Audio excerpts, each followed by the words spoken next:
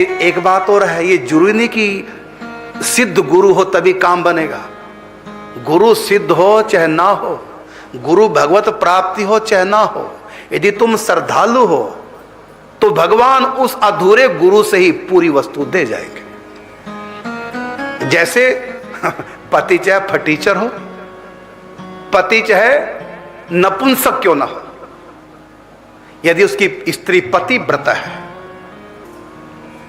समझना, पति नपुंसक है, कमाता भी नहीं, किसी भी लायक नहीं, लेकिन लड़की ने शिक्षा ले रखी थी पातिव्रत धर्म की, भला या बुरा जैसा भी है मेरा पति मेरा देवता है, तो किसी भी काम लायक नहीं, कमाता नहीं, कुछ नहीं करता, लेकिन मेरा पति मेरा देवता। कोड़ी हो गया, बीमार है, नहीं मेरे ठाकुर जैसा भी मेरे प्रभु ने दिया है मेरे भाग्य के अनुसार, जैसा भी है मेरा पति मेरा देवता, उसी की सेवा करें, उसी से भगवत प्राप्ति हो जाएगी। यदि वो संतान चाहेगी उसी पति से, चाहे वो नपुंसक भी क्यों ना हो, उससे भी संतान हो जाएगी। पति परमेश्वर जब पत्थर, अच्छा बताओ मंदिर में जो मूर्ति होती है वो खुद भगवान आता है कि पत्थर होता है? बोलो, दुकान से लाते हो, और दुकानदार मूर्ति को कहां से लाता है? खदान से, पत्थर से, खदान से पाषाण, पाषाण से भगवान ले आए मंदिर। लेकिन तुम क्या मानते हो? हे पत्थर देवता कृपा करो, ऐसा बोलते हो? या हे पत्थर की मूर्ति कृपा करो, ऐसा बोलते हो? क्योंकि ना हम पत्थर मानते हैं। अच्छा, आंखों को क्या दिखता है? पत्थर है कि नहीं? कि साक्षात भगवान दिखाई दे रहे हैं? पत्थर ही दिखता है। लेकिन दिल से हम क्या मानते हैं? मेरे भगवान है, भोग लगाओ। तो जब हम पत्थर को भगवान मान सकते हैं तो संत को नहीं मान सकते, पति को नहीं मान सकते, भगवान को नहीं मान सकते।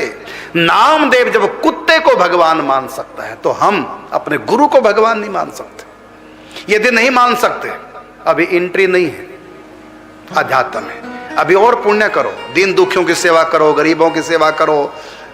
पुण्य जब ज्यादा करोगे तब श्रद्धा आएगी। स्वल्प पुण्याम ताम राजन विश्वासो नैव जायते। जिसके पुण्य कम हो उसको गुरु में, भगवान में श्रद्धा होती नहीं, ग्रंथ में, नाम जप में, साधना में श्रद्धा होती नहीं। यदि आपकी श्रद्धा नहीं है, घबराओ मत। गुरु के प्रति, नाम जप के प्रति, साधना के प्रति, ग्रंथ के प्रति, विग्रह के प्रति, पूजा के प्रति श्रद्धा नहीं, बिल्कुल ना घबराओ। क्या करो? इस रास्ते को छोड़ो, पुण्य करो, दीन दुखियों की सेवा करो, गरीबों की सेवा करो। धीरे धीरे उनके आशीर्वाद से पुण्य बढ़ेंगे, और जब भी पुण्य बढ़े तो कहा स्वल्प पुण्याम तामराजन विश्वासो नैव जायते। कम पुण्य थे, इससे श्रद्धा नहीं हो रही थी, अब पुण्य बढ़ने लगे, अच्छे अच्छे कर्म करने लगे हो, उन पुण्यों के प्रभाव से संत भी अच्छे लगने लगे, ग्रंथ भी अच्छे लगने लगे, नाम जप भी अच्छा लगने लगा, कीर्तन भी अच्छा लगने लगा। इसलिए पुण्य साथ साथ करते रहो। यदि आपको ऐसे संत अच्छे लग रहे हैं, नाम जप करना अच्छा लग रहा है, पूजा पाठ करना अच्छा लग रहा है, आंख बंद करके विश्वास करो पूर्व जन्म में बहुत पुण्य कर चुके हो, तभी इस रास्ते पे आए। अब पुण्य से ज्यादा भक्ति की तरफ ध्यान दो, पुण्यों का फल है। तो सबसे ऊंची से अध्यात्म जगत की आदौ श्रद्धा, आदौ का मतलब प्रारंभ, फाउंडेशन, श्रद्धा, आदौ श्रद्धा तथा साधु संग, श्रद्धा पूर्वक संतों का संग। यदि संतों का संग है, श्रद्धा नहीं, काम नहीं बनेगा। श्रद्धा है, संतों का संग नहीं, काम बन जाएगा। कैसे? तुम्हारी श्रद्धा के कारण से भगवान की कृपा से सत्संग मिलेगा, संत मिलेंगे। आदौ श्रद्धा तथा साधु संग। आपकी श्रद्धा और संतों का संग यदि हो गया, आपकी श्रद्धा संतों के से टकरा गई, क्या होगा? पकड़ लेंगे संत। संत बाजू नहीं पकड़ते, कॉलर नहीं पकड़ते, पांव नहीं पकड़ते, तुम्हारा कपड़ा नहीं, चुनरी नहीं पकड़ेंगे। क्या पकड़ेंगे? तुम्हारी श्रद्धा को पकड़ लेंगे। संतों की कृपा ढूंढती रहती है, कहीं श्रद्धा मिले और मैं पकड़ूं। और जो ही संत कृपा ने पकड़ा, माचिस है संत और तिल्ली है आप लोग, और तिल्ली के ऊपर जो लगा हो तो मसाला वो है सिर, और उसमें जो पोटाशियम होता है वो है श्रद्धा। तो जब आग लगानी होगी तिल्ली में तो कैसे लगेगी? माचिस तो खड़ी रहेगी, अगर लेटी है माचिस, माचिस खड़ी हो जाएगी, और तिल्ली क्या करेगी, अपने सर को नीचे करेगी कि नहीं? तो तिल्ली झुकेगी, और कैसे झुकेगी? ऊपर से नीचे की तरफ माचिस पे, तो ऐसे करेगे ना, तो तिल्ली झुकी, तो परिणाम क्या निकलेगा? तो माचिस से जो ही तिल्ली झुक करके सिर को रगड़ती है, आग पैदा हो जाती है। तो संत है माचिस, और माचिस के ऊपर जो मसाला है ये है संत कृपा, और तिल्ली है साधक, और साधक का जो मसाला वो है श्रद्धा। जब साधक की श्रद्धा संत की कृपा से टकराएगी तो लगन की अगन लग जाएगी। कई बार ऐसा भी होता है कि माचिस रगड़ी, हल्की सी चिंगारी तो पैदा हुई, लेकिन तुरंत बुझ गई और जली नहीं, और मसाला भी झड़ गया। ऐसा कब होता है? बरसातों के दिनों में होता कि नहीं ऐसा? अर्थात कुसंग में जब सील जाए माचिस, श्रद्धा खराब हो जाए कुसंग के कारण से, तो फिर श्रद्धा झड़ने लग जाती है। माचिस पे रगड़ो, अग्नि नहीं लगती। ऐसी स्थिति में क्या करें? कुसंग त्याग करके, माने धूप में थोड़ा सुखा दो, तिल्ली को धूप में थोड़ा सुखा दो। अर्थात धूप क्या? सत्संग है। नमी क्या थी? वो कुसंग था, और फिर दोबारा रगड़ना। अच्छा ये बताओ, जब बरसातों में माचिस रगड़ते हैं और जब जलती नहीं, तो कसूर किसका होता है? गिल्ली माचिस होती है कि तिल्ली होती है? धूप किसको लगाएंगे, माचिस को या तिल्ली को?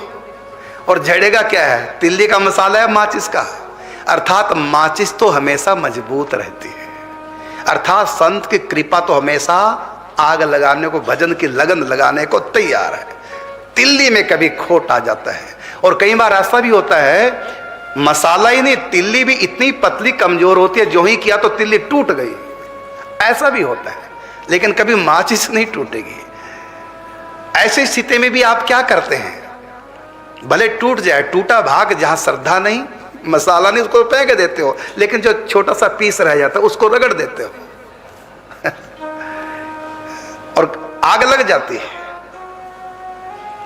तो संत रूपी माचिस उनकी कृपा का आश्रय लेकर के, अब तुम्हारी तिल्ली कितनी भी मजबूत है, तुम्हारा मसाला पोटासियम कितना भी बढ़िया क्यों ना हो, यदि माचिस से नहीं होगी, अब उसे दुगना रगड़ो, जरा अपने हाथ पे रगड़ लो, कपड़े पे रगड़ लो, नहीं जलेगी। लकड़ी पे रगड़, नहीं जलेगी।